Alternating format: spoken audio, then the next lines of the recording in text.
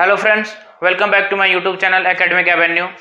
आज हम बात करेंगे बैलेंसिंग ऑफ केमिकल इक्वेशन। पिछली वीडियो में मैंने बताया था आपको केमिकल चेंज और फिजिकल चेंज क्या होता है, और आपको केमिकल रिएक्शन के टाइप्स बताया था, कितने टाइप्स होते हैं। आप लोग कमेंट करके जल्दी बताओ केमिकल रिएक्शन के कितने टाइप्स होते हैं। मैं एक बार बोल दे रहा हूँ, 4 होते हैं according to NCERT. First one is combination, second one is decomposition, third one displacement and the fourth one is double displacement। आज का टॉपिक हम ये बात करेंगे कि बैलेंस इक्वेशन को कैसे करते हैं। मैंने पिछले वीडियो में आपको सारा कुछ बता दिया था टाइप्स ऑफ केमिकल रिएक्शन तक। आज हम बात करेंगे बैलेंसिंग ऑफ केमिकल इक्वेशन। हमें क्वेश्चन ये क्या आ रहा है कि भाई हम बैलेंस करें क्यों केमिकल इक्वेशन को। बैलेंस इसलिए करें क्योंकि conservation of mass law follow करता है, जिसकी वजह से mass neither be created nor be destroyed. मतलब हमारा जो रिएक्टेंट में मास होगा वो मास प्रोडक्ट में भी होगा। It means LHS equal to RHS। LHS means left hand side का जो मास होगा वो राइट हैंड साइड में भी सेम होगा।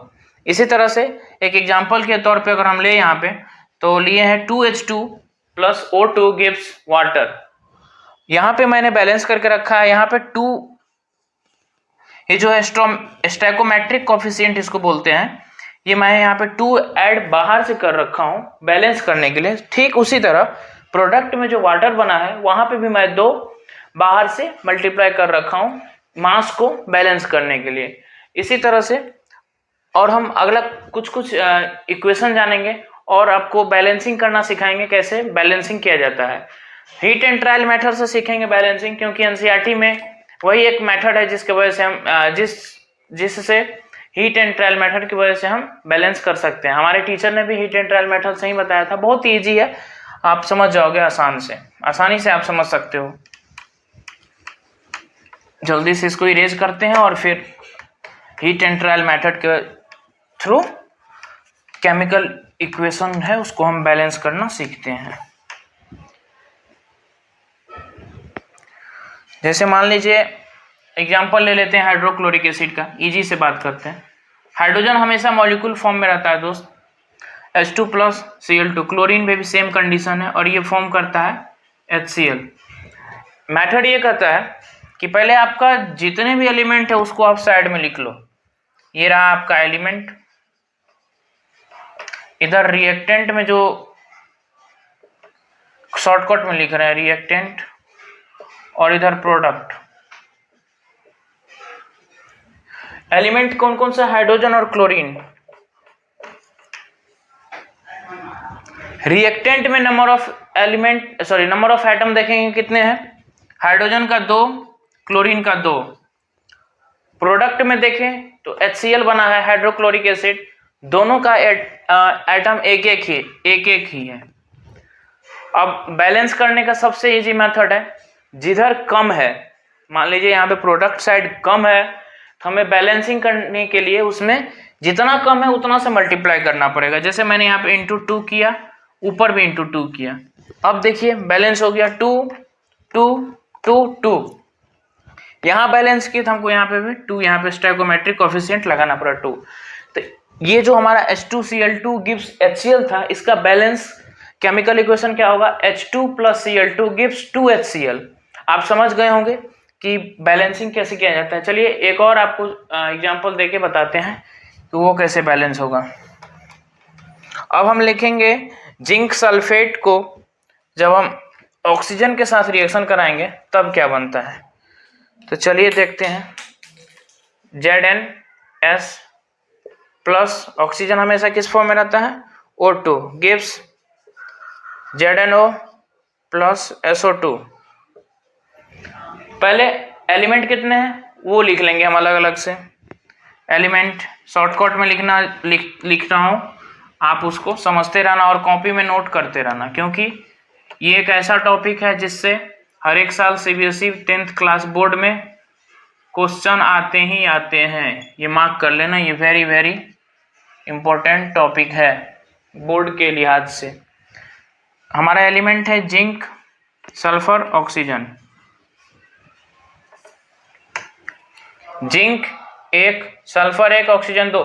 जल्दी जल्दी कर रहा हूँ, आप मेरे साथ फास्ट हो जाओ जल्दी जल्दी। प्रोडक्ट में देखें, जिंक 1, ऑक्सीजन कितने हैं, 1 यहाँ पे, 2 यहाँ पे, तो 1 + 2 कर देते हैं, इजी होगा कैलकुलेशन करने में। और सल्फर यहाँ पे 1। अब बैलेंस किसको करना है भाई, ऑक्सीजन को। देखिए बैलेंस करने का ऑक्सीजन यहाँ पे 3 है और यहाँ पे 2 है। अगर हम यहाँ पे 3 से मल्टीप्लाई कर दें, यहाँ पे अगर हम 3 से मल्टीप्लाई कर दें तो ये कितना हो जाएगा 6। और यहाँ पे अगर हम क्या हो जाएगा, अगर हम 3 से मल्टीप्लाई किए यहाँ पे, तो यहाँ पे देखिए 3 × 2 6 हो गया हमें। अब देखिए इस साइड कितना हो गया, 6 हो गया, इधर 3 है, तो हमें इधर कहाँ मल्टीप्लाई करें जिससे कि ये 6 हो जाए। तो हमें मल्टीप्लाई कहाँ करना होगा, सबसे इजी वे में अगर देखें तो जिंक, ऑक्सीजन, सल्फर, तो हमें मल्टीप्लाई करने में इजी लग रहा है। 1 मिनट, मैं इस तरह से कर दे रहा हूँ। 3 है ना, तो इधर 2 से मल्टीप्लाई किए, इधर 6 से मल्टीप्लाई किए, नहीं इधर 3 हो गया, 2SO2। अगर हम यहाँ 2 से मल्टीप्लाई कर दें, 1 + 2, अगर हम इधर 2 से मल्टीप्लाई कर दें तो कितना हो जाएगा, सल्फर में भी 2 से मल्टीप्लाई होगा, सल्फर में भी 2 से होगा, और ऑक्सीजन में भी 2 से मल्टीप्लाई होगा, +1 है। और इधर सल्फर में 2 से मल्टीप्लाई किए तो हमें इधर भी 2 से मल्टीप्लाई करना होगा, तो इधर होगा हमारा जिंक। जिंक में भी हम 2 से मल्टीप्लाई करेंगे, इधर 2 से मल्टीप्लाई करेंगे तो 2Zn, सल्फर में फिर से मल्टीप्लाई हो रहा है और जिंक में भी मल्टीप्लाई हो रहा है, तो इंटू 2।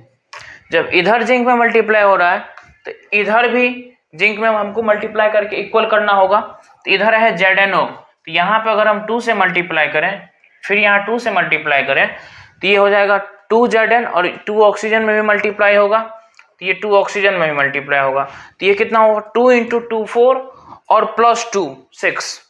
कैसे हुआ ये, 2 × 1 2 प्लस, छोटा लिख रहा हूँ बट मैं बोल रहा हूँ आप समझ जाना, स्पेस नहीं है इसलिए, 2 × 2 4, 2 + 4 6, और यहाँ पे 3 × 6।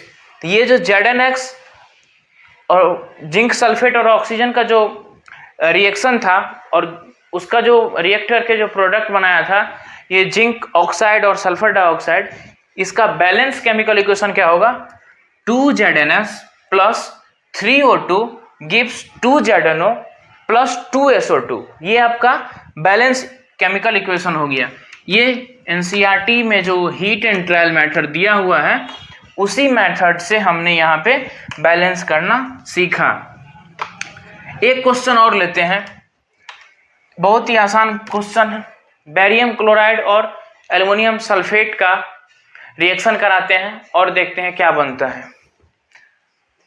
बेरियम क्लोराइड और aluminium sulphate, BaCl2 + Al2SO4 whole thrice gives BaSO4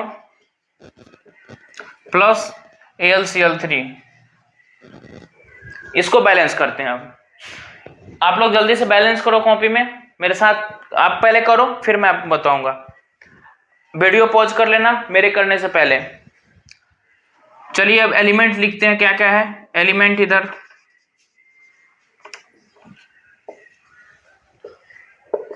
reactant यहाँ पे और यहाँ पे प्रोडक्ट। चैनल को सब्सक्राइब करो क्योंकि इसका पार्ट 3 वीडियो आएगा जो कोरिजिन और एसिडिटी, और इसका नेक्स्ट वीडियो भी अभी आएगा जो आपका NCERT का सॉल्यूशन रहेगा, पूरा फुल सॉल्यूशन रहेगा NCERT का। तो जल्दी से जल्दी सब्सक्राइब कर लो और अपने दोस्तों को भी शेयर कर दो ताकि वो भी पढ़ के बोर्ड एग्जाम में अच्छा कर सके। देखते हैं इसमें एलिमेंट कौन कौन सा है। बेरियम है, क्लोरीन है, थोड़ा छोटा लिखते हैं, बेरियम है, क्लोरीन है, एल्युमिनियम है, सल्फर है और ऑक्सीजन है। बेरियम है, क्लोरीन है, एल्युमिनियम है और सल्फर है। बेरियम रिएक्टेंट में 1 है, क्लोरीन 2 है, एल्युमिनियम 2 है, सल्फर 3 है, ऑक्सीजन 12 है। प्रोडक्ट में देखते हैं, बेरियम 1 है, सल्फर 1 है, ऑक्सीजन 4 है। इधर फिर देखते हैं, एल्युमिनियम 1 है, क्लोरीन 3 है और इधर सल्फर 1 है। बैलेंस क्या क्या नहीं है आपका यहाँ पे? बैलेंस आपका ऑक्सीजन नहीं है, सल्फर नहीं है, एल्युमिनियम नहीं है और क्लोरीन नहीं है। यहाँ पे बैलेंस करने का सबसे इजी तरीका, अगर हम यहाँ पे 3 से मल्टीप्लाई कर दे इस साइड, मतलब ऑक्सीजन वाले साइड, यहाँ पे अगर हम 3 से मल्टीप्लाई कर दें, यहाँ 3 से मल्टीप्लाई कर दें तो ये 4:3 और 3 मल्टीप्लाई बेरियम के साथ हो रहा है, सल्फर के साथ हो रहा है और ऑक्सीजन के साथ हो रहा है। तो बेरियम के साथ भी हमें 3 से मल्टीप्लाई करना पड़ेगा और सल्फर के साथ भी हमें 3 से मल्टीप्लाई करना पड़ेगा और ऑक्सीजन के साथ भी 3 से मल्टीप्लाई करना पड़ेगा।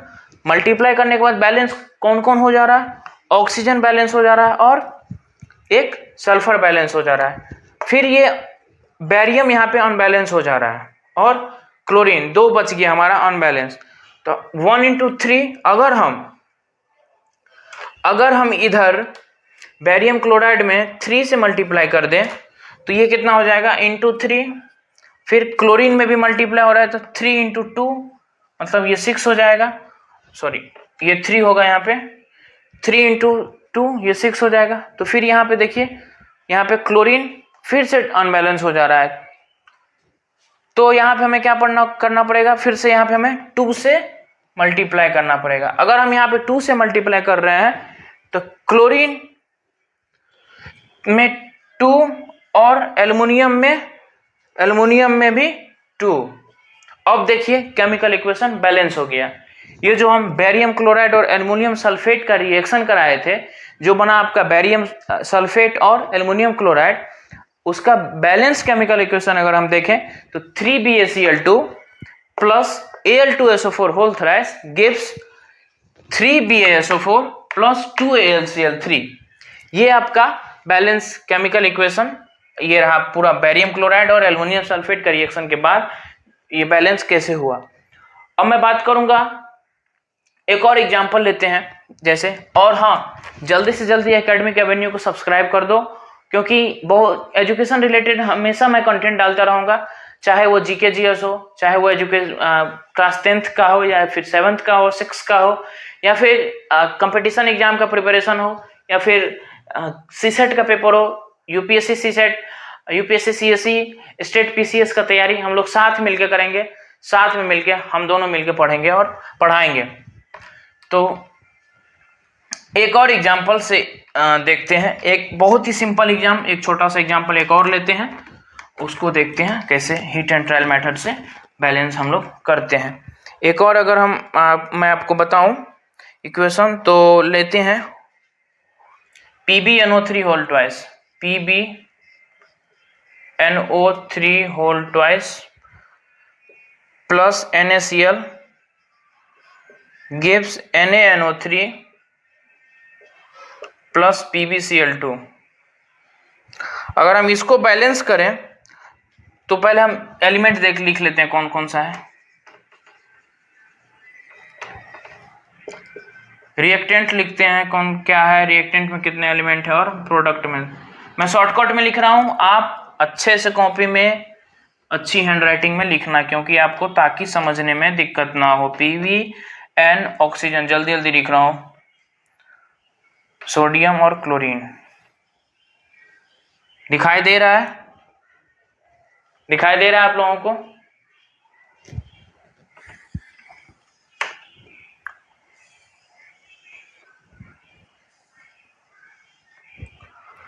Pb 1 है, नाइट्रोजन 2 है, ऑक्सीजन 6 है, सोडियम 1 है, क्लोरीन 1 है।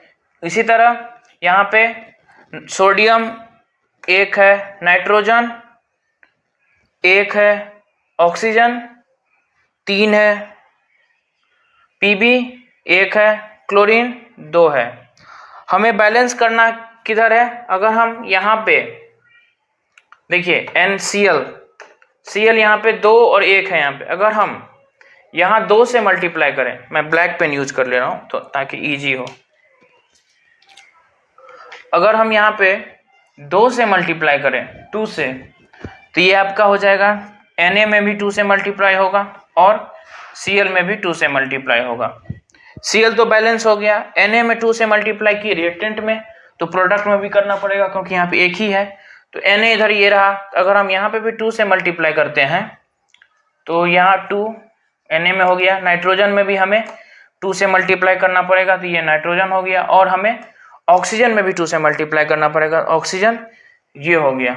शायद जहां तक मुझे लग रहा है कि अब सारा इक्वेशन बैलेंस हो गया। एक बार फिर से चेक कर लेते हैं। Pb1 1, nitrogen 2 2, oxygen 6 6, sodium 2 2, chlorine 2 2। ये इक्वेशन भी बैलेंस हो गया। PbNO3 whole twice plus 2 NaCl gives 2 N। तो जैसा कि मैंने आपको हीट एंड ट्रायल मेथड से आपको बैलेंस करना सिखाया इक्वेशन को, इसी तरह से हमारा नेक्स्ट टॉपिक होगा कोरोजन एंड डेंसिटी। ये हमारा क्लास 10th जो साइंस की बुक है केमिकल इक्वेशन एंड रिएक्शन, ये जो हमने लिख रखा है केमिकल रिएक्शन एंड इक्वेशन, ये फर्स्ट चैप्टर है। उसका लास्ट टॉपिक का वीडियो बनाएंगे, उसमें आप लोगों को मैं पूरा डिटेल एक कंक्लूजन एनालिसिस करवाऊंगा और जो बाकी टॉपिक रह गया है उसको डिस्कस करेंगे। और एक बात और, मैं आपको NCERT सॉल्यूशन भी प्रोवाइड करूंगा। उसके बाद जो मैंने आपको बैलेंसिंग केमिकल इक्वेशन सिखाया बैलेंस करना, अगर आपको समझ में नहीं आया हो तो डेफिनेटली आप मुझे कमेंट कर सकते हो और आप मुझसे बेहिचक पूछ सकते हो कहीं पे भी कुछ क्वेश्चन। फिलहाल आज के इस वीडियो में इतना ही। जल्दी से जल्दी एकेडमिक एवेन्यू को सब्सक्राइब करें और press the bell icon for the latest video information. Thanks for watching. जय हिंद।